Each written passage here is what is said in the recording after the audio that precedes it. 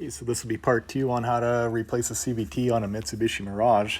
I'm kind of skipping over to a completely different car here, just to show you how to get the axle out. Okay, so you take a flat screwdriver or a really narrow chisel and stick it in that little slot in the axle there, and then you're going to have to open it up. Just hit it with a hammer. Because if you don't do that and you just go to unscrew that axle nut there, it'll pull the threads off the axle. Then you need a new axle. So make sure you do that. Okay, then to get the axle out of the spindle, you either have to disconnect it from the bottom where the ball joint screws or connects to it, or where the spindle bolts to the strut. Some guys like to undo it from the strut. Then you can just fold the spindle down and it'll pull out. Yeah, so I just undo the ball joint nut myself. I don't undo it at the strut because when you pull it down, usually there's not enough slack in the brake line to pull it down far enough to pop the axle out of the spindle. And if you had an alignment done where they installed camber adjuster bolts, that'll throw your alignment off when you go to put it back together unless you have everything marked dead on. But right here I'm undoing the tie rod end. It's a 17 mil for that. You don't have to take that off, but it does make life a lot easier. It gives you more wiggle room to move the spindle out of the way to pop this bolt to pull the axle out of the spindle there. But yeah, it's a 17 mil. Once you get that off, hit the side of the spindle. You could use a ball joint remover, a popper tool. I just give the spindle a good whack. Don't hit the tie rod end, don't hit the threads, just hit the spindle itself. And don't use a little claw hammer. You got to use some type of an actual bit of a big effing hammer kind of deal here. Give it a couple whacks, it'll break free. Okay, so now I'm removing the ball joint nut. It's a 19 mil or 3/4 inch is the same as well. Remove that. I'm using a ratcheting wrench, a reversible one. It's not necessary. You can just use a plain old wrench for this. You can't get a ratchet on that nut, so yeah. So once you get that off, same thing. You could use a pickle fork, but usually they tear your ball joint. You could use a ball joint separator tool again here, but I just end up whacking on the spindle a good couple whacks and pry down. You don't even really need a pry bar on these cars because there really isn't a lot of tension on the sway bar, so you can pull down on the control arm hard enough to pop the spindle out of the joints here. Yeah, then at this point the axle should pop right out of the spindle. Just grab the spindle, pull it out. Then I put the axle nut back on just to stop the threads from getting marked up in case it ends up falling on the ground at one point or another. Okay, so you have to do all this on the other side as well. So yeah, once you're done the other side, come back to the driver's side or whatever order you want to do it in, doesn't really matter. But then you have to pull the inner fender on the left-hand side. So I'll just speed through that. All it is a whole bunch of those body clips. You pull the center of the clip out and they pop out. Okay, so this is what it looks like under here. There's that gray connector again for probably the 10th time I'm mentioning that. And there's the CVT filter housing, the cartridge one. There's that one little 10 mil bolt there, and then you turn the housing counterclockwise, then pull it out.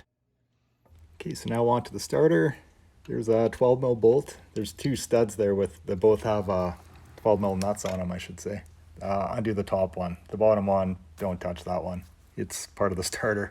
You just want to remove the battery cable from the starter. The top nut there, and then the other one's a plastic connector, and that just pops off. And by pop off, I mean you got to push there's a little tab on it you push, and then it pulls right out. Okay, then undo the two bolts holding the starter on. They're at the bottom of the starter. They're both 12 mil. Then you can get one of the bell housing bolts off right above the starter that goes from the engine into the transmission. That's another 12 mil. Okay, next step is to get the inspection cover off. There's that little aluminum bracket that's got 3 12 mil bolts, and then there's another one on the inspection cover underneath the CV axle. I believe that's another 12 mil. Then right above the starter, there's another 10 mil that points straight up where the starter used to be. Okay, so once you get that out of the way, you should be able to now see the flywheel and one or two of the torque converter bolts. That's that blue one there.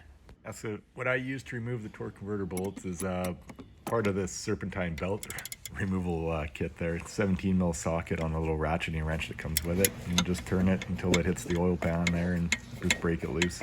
And then turn the engine over by hand. Just grab the harmonic balancer and turn it. Just don't get your finger stuck in the belt. It goes pretty easy to get the remaining bolts.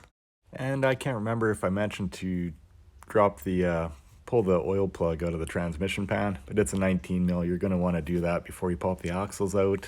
Otherwise, well, you'll have transmission fluid pour out. You then get the axle out of the transmission. There's a little a circlip that's at the end of the axle that's locking it in place, and you kind of got to stick a pry bar in behind it and just give it a good jerk. You got to snap it out of place. Just prying gently isn't going to work. Yeah, so once you get the axle out, you can see that clip I'm talking about that holds it in place, that retainer clip. Yes, both sides are the same way. They both pop inside the transmission like that. Okay, so we're still on the driver's side here. With the axle out of the way, you can get to the output speed sensor a lot easier now. So just reach in and pinch that connector and it pops off. Okay, so with that out of the way, next right above that you can see the ground wire that comes off the battery. It mounts to the side of the transmission case. That's another 12 mil there too. Just around the back side there's one more little bracket that holds part of the wiring harness on. That's just another 10 mil there. All right, now we're at the back of the transmission again. There's two more bell housing bolts. There's one at the very top there. That's a 12 mil that goes from the engine into the transmission, and there's another one down below that. Both of these bolts are 12 mil, but to get to that lower bolt, you got to get that heat shield off that is right above where the CV axle went. And there's 3 bolts that hold that shield on the 17 and newers, and there's only 2 on the older ones. Okay, so what I did with these 2 lowermost bolts, the one on the very back and the one on the very front, just leave them hanging in there just by a couple threads, just because you don't want to pull them out completely quite yet. Okay, then I undo the bracket that holds the wiring connector for the O2 sensor. Then there's one more bolt. This one holds the little bracket that holds the shifter cable in place. It's a 12 mil for that one. And if you haven't done so already, remove the dipstick tube. You're going to want to support the engine somehow. I'm using a hoist, so I use a really tall jack stand, and I got a transmission jack underneath the transmission. Yeah, you're going to want to figure out some way to do this, and also make sure you have the coolant lines unhooked from the transmission. You can undo it from the tranny or the rad, doesn't matter. Then moving back up top, there's the transmission mount there. I just removed the entire mount altogether. There's a couple bolts that hold the mount to the body, and then there's 3 that hold it to the transmission. And if I remember right, the 3 in the transmission, they're 17 mils. You're going to need a deep socket for those, and the ones on the body side are 14 mil. You can get to all of them with an impact. Yeah, so once you get those bolts out, the mount just lifts straight up. Sometimes the studs come out of the transmission, sometimes they stay there. It doesn't really matter either way, as long as you have enough bolts to put back in the replacement transmission. Now the fun part, trying to lower it down there. It doesn't come straight down because the back of the transmission will hit the subframe, the suspension cross member there. So you're gonna have to tilt the back of it up a little bit. And as you're lowering it, just make sure none of the wiring or the shifter cable gets hung up or caught on anything. So yeah, just lower it down, make sure the wiring harness and the coolant hoses aren't gonna get hung up anywhere, and just take your time, lower it down. And that's about it. I did have to tilt it up in the back a little bit and slide it, kind of wiggle it back and forth a little bit. It'll come out.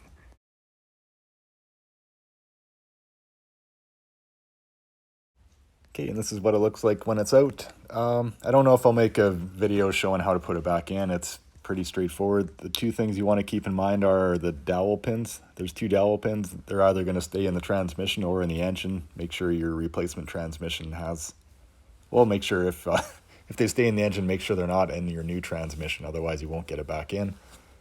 And they just pop out with vice grips. Typically, you might have to pound them out from the backside, and make sure the torque converter doesn't pop out of place. Yeah, it's best just to leave it in there. Don't take it out. Otherwise, you could damage the seal, and it's sometimes a pain to get the torque converter line back up with the shafts inside there. So hopefully this helps someone out. Thanks for watching.